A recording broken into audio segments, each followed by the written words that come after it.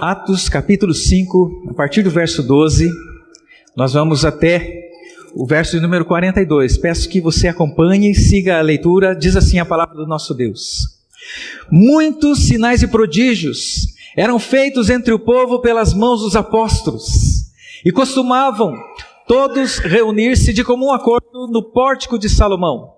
Mas dos restantes, ninguém ousava juntar-se a eles. Porém o povo lhes tributava grande admiração. E crescia mais e mais a multidão dos crentes, tanto homens como mulheres, agregados ao Senhor, a ponto de levarem os enfermos até pelas ruas e os colocarem sobre leitos e macas, para que ao passar Pedro, ao menos a sua sombra se projetasse em alguns deles. Afluía também muita gente das cidades vizinhas a Jerusalém, levando doentes e atormentados de espíritos imundos, e todos eram curados. Levantando-se, porém, o sumo sacerdote e todos os que estavam com ele, isto é, a seita dos saduceus, tomaram-se de inveja, prenderam os apóstolos e os recolheram à prisão pública. Mas de noite, um anjo do Senhor abriu as portas do cárcere e, conduzindo-os para fora, lhes disse: ide, apresentando-vos no templo, dizei ao povo todas as palavras desta vida. Tendo ouvido isto, logo ao romper do dia, entraram no templo e ensinavam. Chegando, porém, o sumo sacerdote e os que com ele estavam, convocaram o sinédrio e todo o senado dos filhos de Israel e mandaram buscá-los no cárcere. Mas os guardas, indo, não os acharam no cárcere. E tendo voltado, relataram dizendo: achamos o cárcere fechado, com toda a segurança, e as sentinelas nos seus postos junto às portas, mas abrindo-as, a ninguém encontramos dentro. Quando o capitão do templo e os principais sacerdotes ouviram essas informações, ficaram perplexos a respeito deles e do que viria a ser isto. Nesse íntere, alguém chegou e lhes comunicou: eis que os homens que recolheste no cárcere estão no templo, ensinando o povo. Nisto, indo o capitão e os guardas, os trouxeram sem violência, porque temiam ser apedrejados pelo povo. Trouxeram-nos, apresentando-os ao sinédrio, e o sumo sacerdote interrogou-os, dizendo: expressamente vos ordenamos que não ensinasseis nesse nome. Contudo, enchestes Jerusalém de vossa doutrina, e quereis lançar sobre nós o sangue desse homem. Então Pedro e os demais apóstolos afirmaram: antes importa obedecer a Deus do que aos homens. O Deus de nossos pais ressuscitou a Jesus, a quem vós matastes, pendurando-o no madeiro. Deus, porém, com a sua destra o exaltou a príncipe e salvador, a fim de conceder a Israel arrependimento e remissão de pecados. Ora, nós somos testemunhas desses fatos, e bem assim o Espírito Santo, que Deus outorgou aos que lhe obedecem. Eles, porém, ouvindo, se enfureceram e queriam matá-los. Mas, levantando-se no sinédrio, um fariseu chamado Gamaliel, mestre da lei, acatado por todo o povo, mandou retirar os homens por um pouco. E lhes disse: israelitas, atentai bem no que ides fazer a estes homens. Porque antes desses dias se levantou Teudas, insinuando ser ele alguma coisa, ao qual se agregaram cerca de 400 homens. Mas ele foi morto, e todos quantos lhe prestavam obediência se dispersaram e deram em nada. Depois desse, levantou-se Judas, o galileu, nos dias do recenseamento, e levou muitos consigo. Também este pereceu, e todos quantos lhe obedeciam foram dispersos.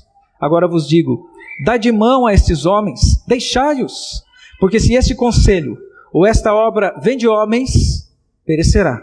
Mas se é de Deus, não podereis destruí-los, para que não sejais porventura achados lutando contra Deus. E concordaram com ele. Chamando os apóstolos, açoitaram-nos, e ordenando-lhes que não falassem em nome de Jesus, os soltaram. E eles se retiraram do sinédrio, regozijando-se por terem sido considerados dignos de sofrer afrontas por esse nome. E todos os dias, no templo e de casa em casa, não cessavam de ensinar e pregar a Jesus o Cristo. Vamos orar. Senhor nosso Deus, nós queremos agradecer ao Senhor por esse momento tão especial de culto ao Senhor. Quando o Senhor nos convoca a estarmos na sua presença e nós podemos agradecer-lhe por tudo aquilo que o Senhor tem feito na nossa vida, na nossa história, na nossa família, nesse dia, ó Deus. E pedimos, ó Deus, que em nome de Cristo Jesus, o Senhor receba a nossa adoração. E também através do Teu Espírito Santo, o Senhor mesmo com sua graça, ministre aos nossos corações nesse instante, como nós cantamos, que a sua voz seja a mais ouvida. Em nome de Jesus. Amém. Amém. Você já assistiu aqueles esportes radicais, quando aquelas pessoas sobem nas suas bicicletas ou skates, e eles vão fazendo as suas acrobacias, e de repente eles voam, e a gente pensa assim, vão se quebrar, mas eles dão aquelas piruetas todas e caem de jeito macio, e eles conseguem.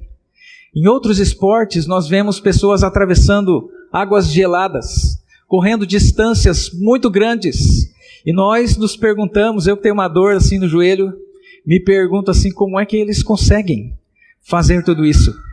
E a resposta é comprometimento, compromisso.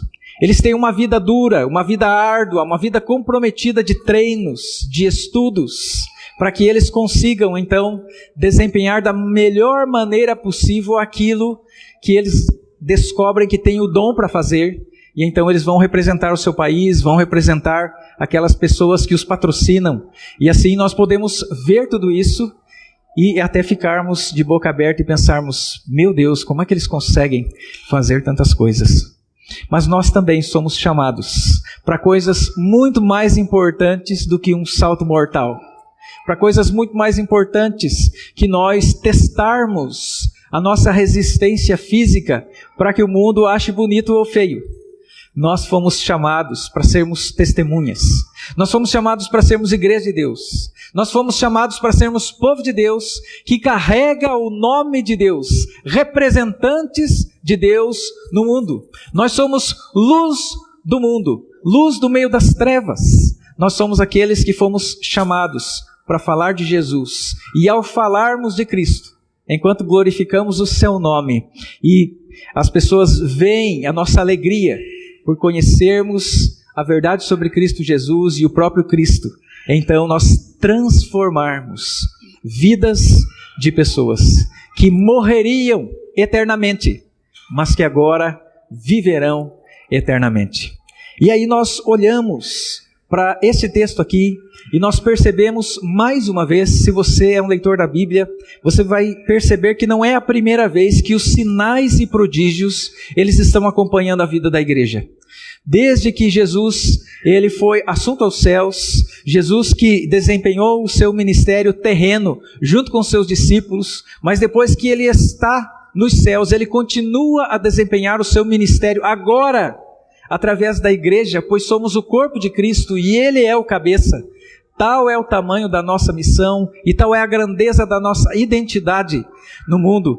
Então nós vemos que Jesus ele concede o Espírito Santo sobre a vida da igreja e o Espírito Santo passa a habitar o coração de cada crente e eles então são cheios do poder desse Espírito Santo para que possam testemunhar. A partir daí, de 120 pessoas, eles passam para 3.000, depois para 5.000 pessoas, e eles começam a chamar a atenção de toda a sociedade ali de Jerusalém, de todos aqueles que começam a ouvir a respeito deles. 5.000 homens e mais as famílias que essas pessoas poderiam ter. Mas também aconteceu que quando eles fizeram aquele milagre, de curar aquele paralítico ali, pessoas elas não aprovaram, elas não gostaram. E ao mesmo tempo que a sua popularidade cresceu e que a igreja ia aumentando de tamanho, e as pessoas sabiam sobre o seu grande testemunho, também as ameaças e as perseguições e as dificuldades elas começaram a acontecer. Era como se aquilo que estava em fogo brando agora foi elevado para fogo alto. E agora a igreja começa a passar pelas suas dificuldades. E ela passou. Tanto que nós olhamos, tem até pessoas que querem pôr o nome das igrejas como a igreja primitiva. De tão admirada que é esta igreja. Mas como é que ela conseguiu? Como é que ela fez isso? Cheia do Espírito Santo de Deus, é claro. Eleita por Deus para isso. Ela fez isso com compromisso. E nesse texto, quando nós vemos os perigos aumentando, a perseguição aumentando, nós conseguimos perceber na vida dessas pessoas os compromissos e os níveis de compromisso em que essas pessoas elas estavam envolvidas. E em primeiro lugar, nós vemos o texto nos mostrando sobre um compromisso que parece muito simples de ser assumido. Mas se você lembrar aí, ele não é tão simples assim. E algumas pessoas não querem, que é o compromisso de fazer parte da vida da igreja. Não tem pessoas que elas dizem assim, olha, eu acho muito bonito vocês serem parte da igreja. Eu acho legal, acho bom ter uma espiritualidade. Os médicos, eles já dizem, olha, nós sabemos que as pessoas que têm uma espiritualidade, até se recuperar, elas se recuperam melhor. Então, tem uma espiritualidade. Mas quando a gente fala de Jesus para algumas pessoas, elas se afastam. E é isso que nós vemos aqui. Nós vemos no verso de número 12, o povo de Deus, a igreja de Deus, recebendo de Deus o resultado da oração que é feita aí no capítulo 4.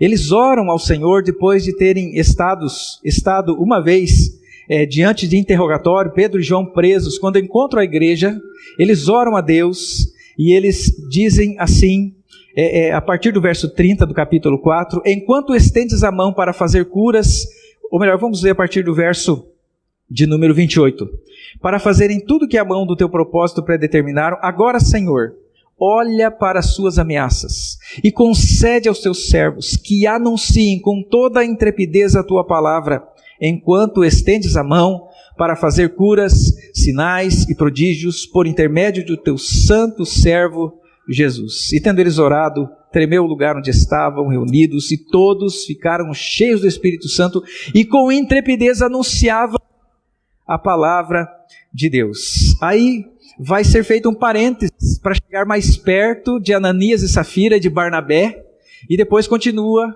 a narrativa aqui. Eles recebendo a resposta de oração de Deus, que quando eles pregavam, Deus os usava da maneira que Deus queria. E Deus então fazia através deles muitos sinais, muitos prodígios, e veja aí o detalhe que era pela mão dos apóstolos, aqueles que estavam nos dando o texto sagrado, o texto bíblico, mas ao redor estavam muitas pessoas. E diz aí no verso 14, que crescia mais e mais a multidão de crentes. Então mais pessoas iam recebendo a Jesus, mais pessoas iam, como a gente vê em Atos 2:42 em diante, elas iam assumindo o compromisso, iam sendo batizadas, e oficialmente fazendo parte da igreja do Senhor e se identificando. Agora eu faço parte desse grupo aqui que segue a Jesus, da igreja de Cristo Jesus. Mas veja o verso 13. Diz aí, mas dos restantes, ninguém ousava juntar-se a eles. Porém o povo lhes tributava grande admiração. Enquanto algumas pessoas assumiam compromisso com a igreja, de verdade, e estavam dispostas até mesmo a serem perseguidas, outras pessoas, elas davam um passo atrás. Elas diziam, é inegável o que está acontecendo, nós nunca vimos sinais e maravilhas como essas, nós nunca vimos um povo como vocês, que se ajudam-se uns aos outros, quando alguém tem necessidade, as necessidades são trazidas aos pés dos apóstolos, e em seguida a igreja supre e atende às suas necessidades. Mas eles ficam para trás, por dois motivos. O primeiro motivo deles é porque as autoridades religiosas, elas já estavam se posicionando a respeito daquele grupo. Enquanto havia pessoas que falavam bem da igreja, que achavam jóia a igreja, que estavam simpáticas, como diz o texto da palavra de Deus, com respeito à igreja, já havia pessoas que falavam mal da igreja. Já havia pessoas que diziam que isso era uma loucura, que isso não daria em nada. Já havia pessoas que ameaçavam as outras, que diziam que teriam que tomar providências a respeito desses, ou desse grupo, que agora estava fazendo um grande movimento ali em Jerusalém. E muitas vezes nós passamos por situações como essas. Nós temos várias opiniões sobre o que é seguir a Cristo, sobre o que é ser da igreja. Eu sou de um tempo em que era muito admirado e muito bonito ser da igreja. Depois passou a ser bonito ter uma espiritualidade. Mas nós agora vivemos em um tempo que nós não podemos dizer que Jesus, Ele é o caminho, Ele é a verdade e Ele é a vida. As pessoas ficam ofendidas quando a gente diz que somente a Bíblia está certa, que somente a Bíblia é a palavra de Deus, que só há uma direção, que só há uma verdade e que isso é certo e que tem coisas que são erradas. E as pessoas já chamam a igreja de pessoas que têm discursos negativos, discursos de ódio, discursos que excluem, quando na verdade é o contrário. Todos nós somos pecadores, nenhum de nós merece nada de Deus, mas Deus, pela sua graça e pelo seu evangelho, tem nos chamado a experimentar vida e vida eterna. Mas muitas vezes, e os nossos filhos na faculdade estão enfrentando as opiniões a respeito da igreja. E as ameaças de eu não ando mais com você, as ameaças de eu não te considero mais inteligente, você traz vergonha para o nosso grupo, ou até mesmo você não participa mais do meu trabalho, você não pode trabalhar aqui por causa do evangelho. O outro motivo é que muitas pessoas descobriram que aquele grupo ali, ele não era apenas um grupo gostoso, mas que ele exigia posicionamento. A experiência anterior, se os irmãos olharem, é a experiência de Ananias e Safira, que acharam bonito Barnabé, acharam muito interessante Barnabé ser elogiado, quem sabe ou citado pelas pessoas, por ter doado ali algumas coisas para ajudar os irmãos. E eles então resolveram, por conta própria, mentir para a igreja, para os líderes da igreja. E a palavra de Deus vai dizer que eles mentiram para o Espírito Santo.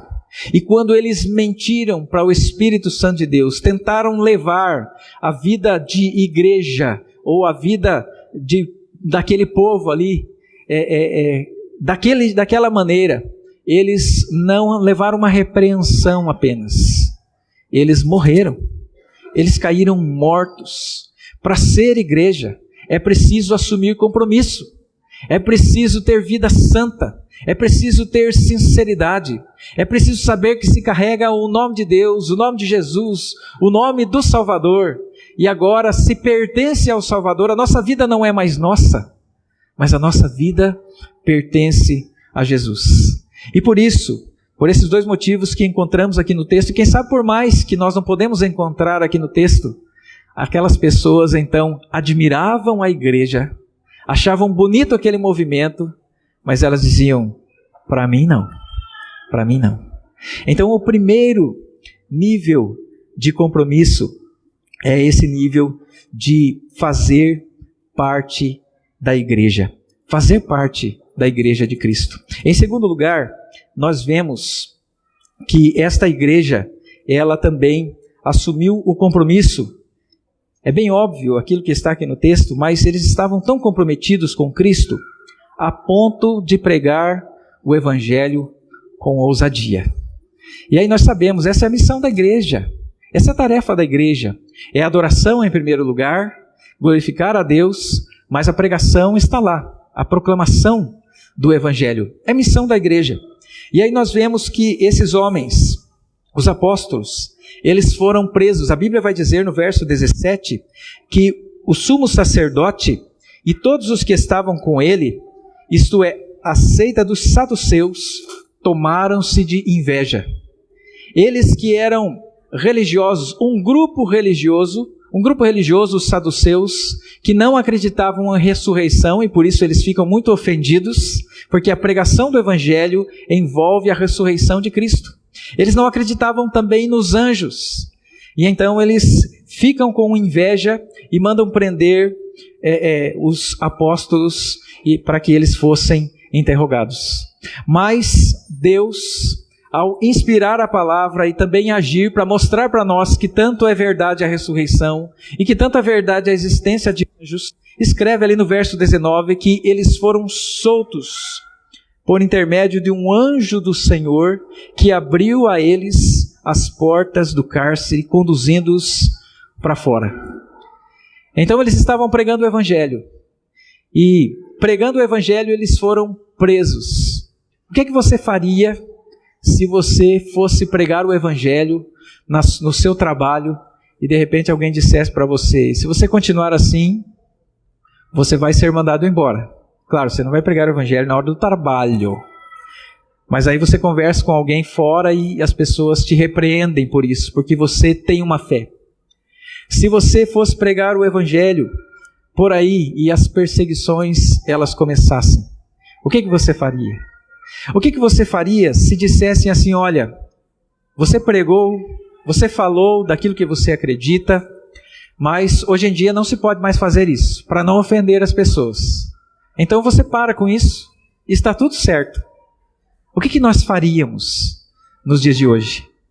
Esses homens que estavam presos e que foram libertados pelo anjo, mas que agora não mais apenas o sumo sacerdote, mas mais pessoas, diz ali no verso de número 21, tendo ouvido isto, logo ao romper do dia, entraram no templo, ou melhor, na metade do verso 21, chegando porém o sumo sacerdote, e os que com ele estavam, convocavam o sinédrio, mas agora não é mais só o sinédrio, e todo o senado dos filhos de Israel, e mandaram buscá-los no cárcere.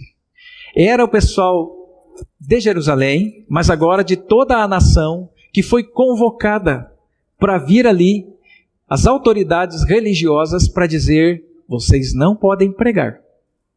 E eles foram libertados. Eles sabiam disso porque eles já tinham sido presos, e o que é que tinham dito para eles? Olha, vocês parem de pregar sobre Jesus. E eles disseram: mas nós não podemos deixar de falar daquilo que vimos e ouvimos. Então eles sabiam que era isso. O que vocês fariam? Diz aqui que lá, enquanto depois que eles foram ver se esses irmãos estavam presos para trazer, eles não estavam, e eles estavam procurando que fim levou esses crentes. E aí no verso 5 diz assim, que alguém chegou lá e falou assim: sabe aqueles homens que vocês prenderam ontem? Eles estão lá, e eles estão fazendo a mesma coisa que eles estavam fazendo antes. Eles estão pregando o evangelho.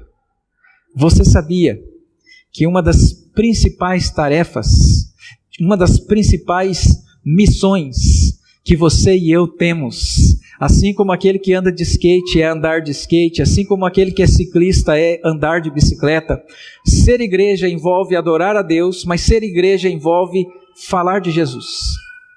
A Bíblia diz lá em Atos, capítulo 1, verso 8, que nós, igreja, recebemos o Espírito Santo, receberíamos poder do Espírito Santo para uma coisa: para nós sermos testemunhas em todos os lugares, tanto em Jerusalém, Judéia e Samaria e até os confins da terra, aqui, ali e mais longe, em todo lugar. E não é para esperar chegar lá, mas é tanto como em todo lugar. Enquanto eu faço aqui, eu posso fazer lá, eu faço também. Se eu posso fazer mais longe, eu faço tudo que eu posso. Eu prego o evangelho em todo lugar que eu consigo. Seja através da oração pelo missionário, seja através da oferta para o missionário, seja seja evangelizando meu filho, fazendo plano de salvação para ele na minha casa. Seja atravessando a rua, levar um bolo para o vizinho, um pão missionário, e aproveita e fala do evangelho.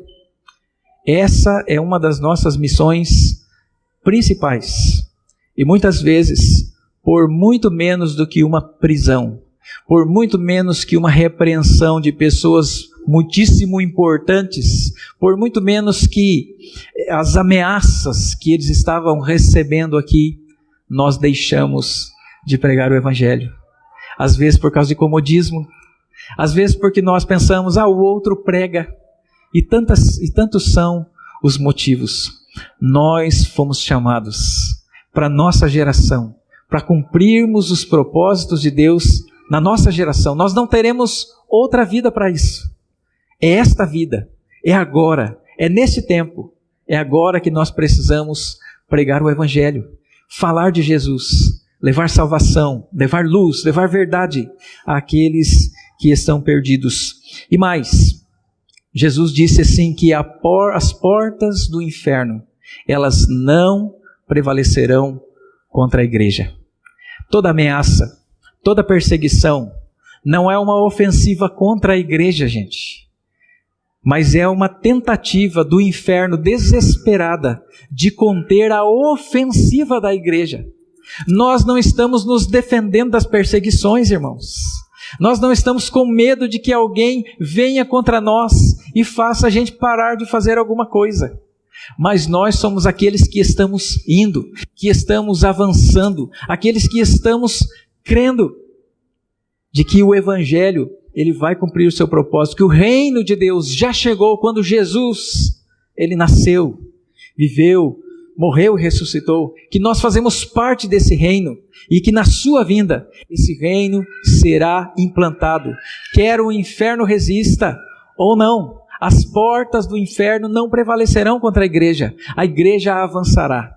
Toda vez que uma música é cantada, toda vez que você abre a Bíblia com o seu filho na sua casa, toda vez que você fala de Jesus para alguém, toda vez que temos um culto como esse aqui, irmãos, tenham certeza, o reino do Senhor Jesus, ele está avançando.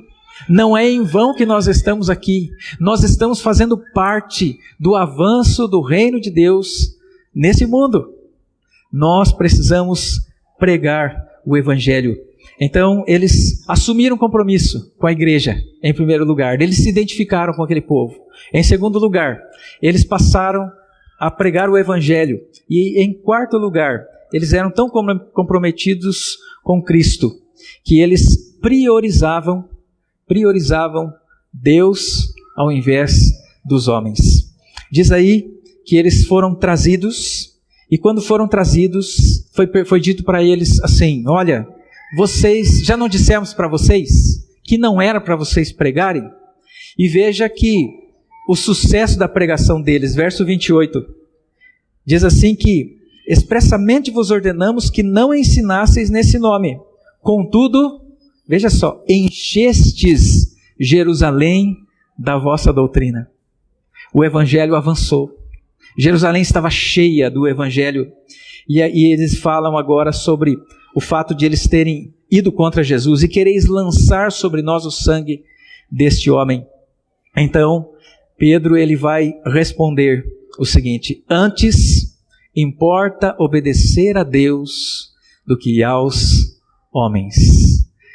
Nós precisamos ter um compromisso a ponto de nós nos identificarmos com a igreja através do batismo, através da nossa frequência, de nós vivermos o dia a dia da igreja, de pregarmos o Evangelho, mas acima de tudo, de nós fazermos a vontade de Deus em primeiro lugar na nossa vida.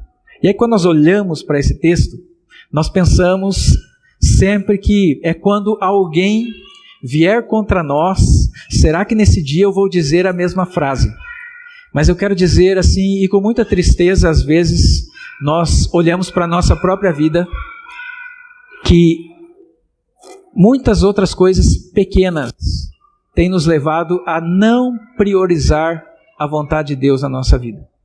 Às vezes é o nosso conforto, às vezes é o nosso orgulho, às vezes é a nossa ganância, às vezes são coisas do nosso coração, coisas da nossa preferência.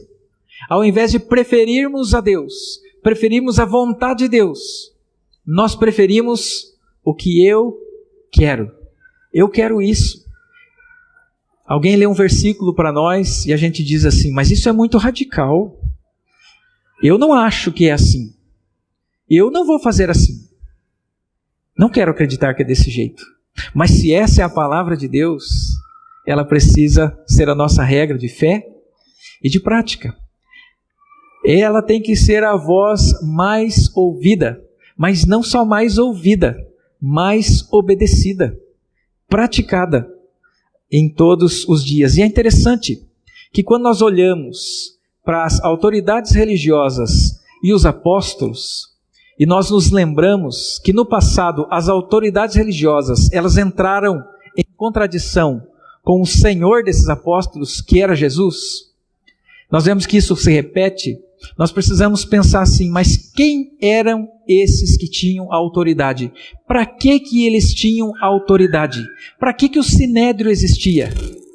Existia justamente para que a vontade de Deus ela fosse colocada acima de todas as coisas.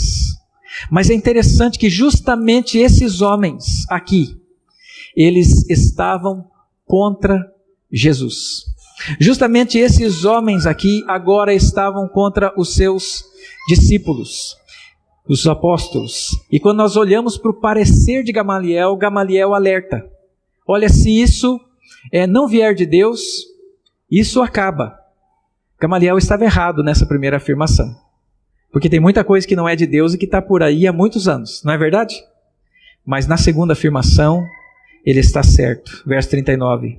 Mas se é de Deus, não podereis destruí-los, para que não sejais porventura achados como? Lutando contra Deus. Como é que homens que estavam ali para fazer a vontade de Deus e garantir que as pessoas priorizassem a vontade de Deus, elas agora estavam lutando contra Deus? Porque elas não receberam a Cristo. Porque elas deixaram que outros interesses, eles entrassem na sua vida. Elas não saíram da religião. Não saíram da religião.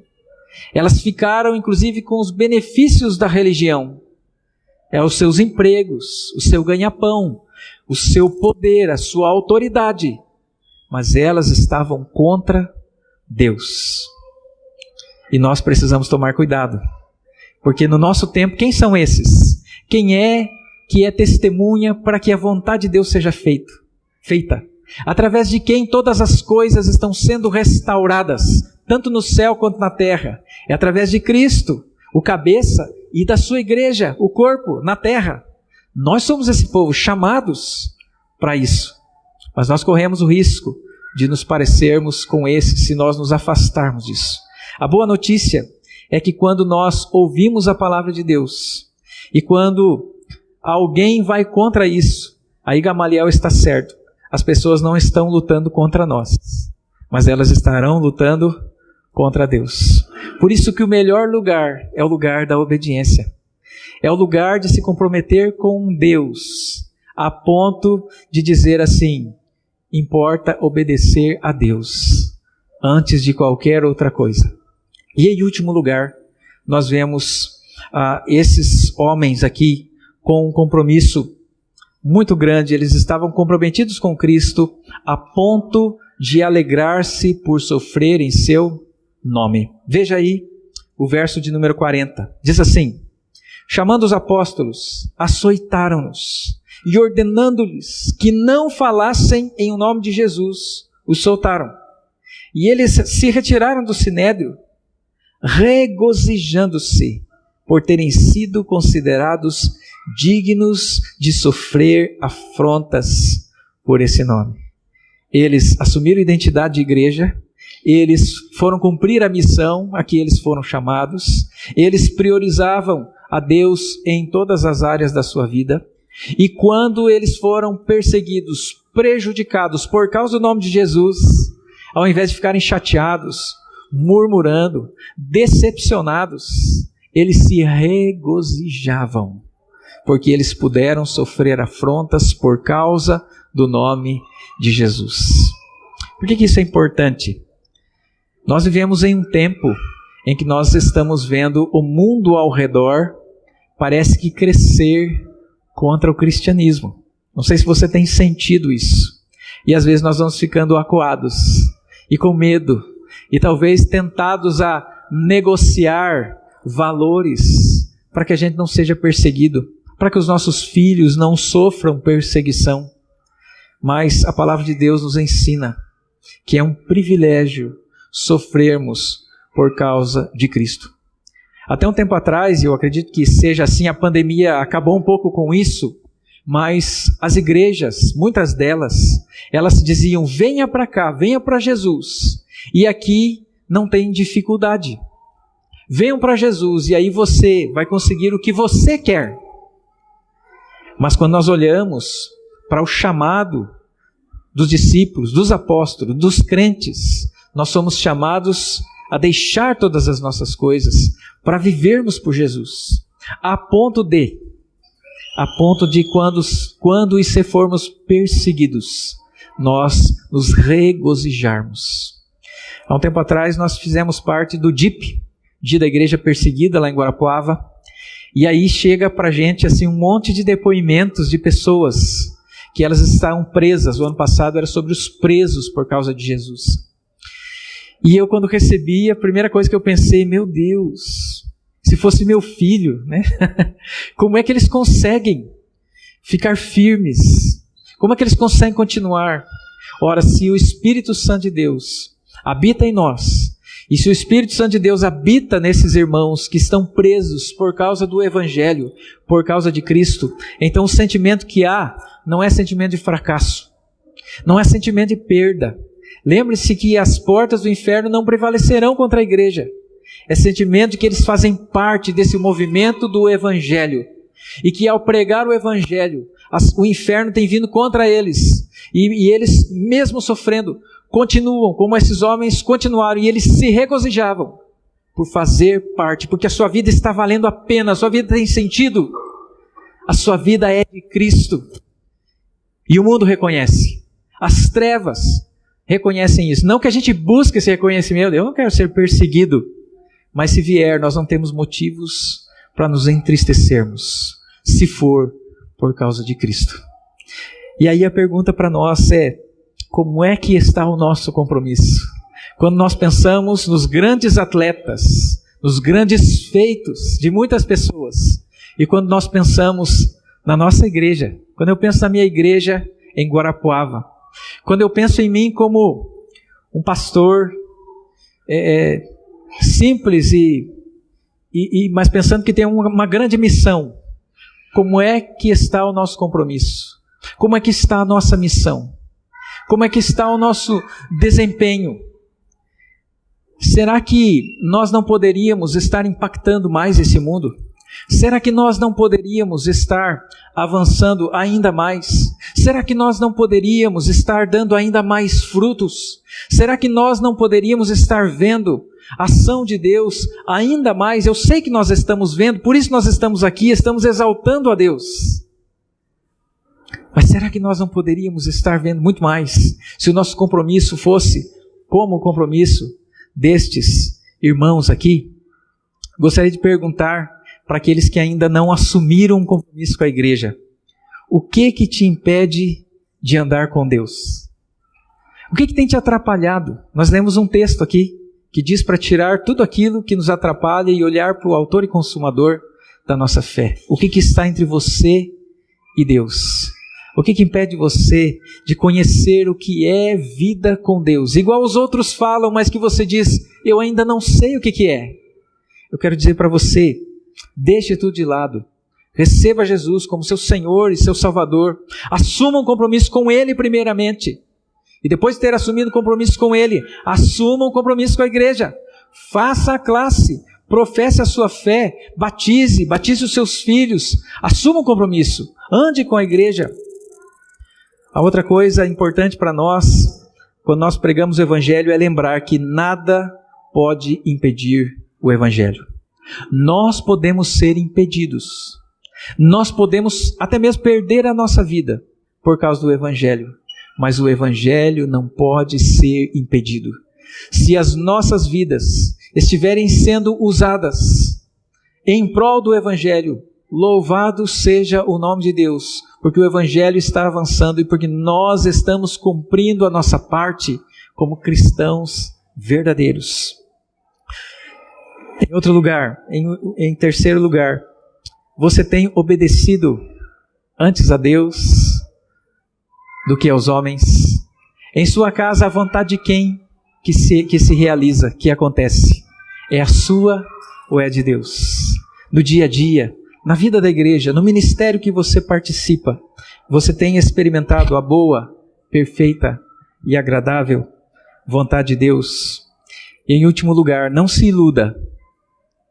A Bíblia nunca disse para nós que se nós fôssemos cristãos, nós não teríamos dificuldades, nós não ficaríamos doentes, nós teríamos carro do ano e essas coisas todas. Isso é coisa de homem. A Bíblia diz que o maior privilégio é nós usarmos aquilo que Deus deu para nós, seja a saúde, seja as riquezas, seja o que for, para a glória dele. Mas a Bíblia diz também que aquele que quer viver vida piedosa será perseguido. Não é que se você não for perseguido, você não é cristão. Não vamos chegar nesse ponto. Mas se você for perseguido, não se abata. Não fique chateado com Deus, mas regozije-se e dedique-se ao Senhor. Eu quero convidar você nessa noite, para você, quem sabe, renovar o seu compromisso com Jesus. Como é que está a sua vida? Você tem experimentado tudo isso? Os seus filhos, quando eles olham para você como um pai crente, como uma mãe crente, você que é jovem, os seus pais quando olham para você como um jovem crente, o que é que eles veem? Eles veem um cristão comprometido? Ou eles veem alguma coisa muito falha, muito longe daquilo que a Bíblia tem colocado? O que você vê quando você olha para a sua própria vida? Quando você procura contemplar a face do Deus Santo e procura olhar para a sua vida, como é que você tem caminhado? O chamado é para que a gente assuma compromisso verdadeiro com Jesus. Vamos ser... Ei pessoal, quer continuar assistindo os nossos vídeos? Clique aqui e você vai ter acesso em outros vídeos. Mas também se inscreva no nosso canal, tá bom? Acione o sininho e compartilhe com outras pessoas.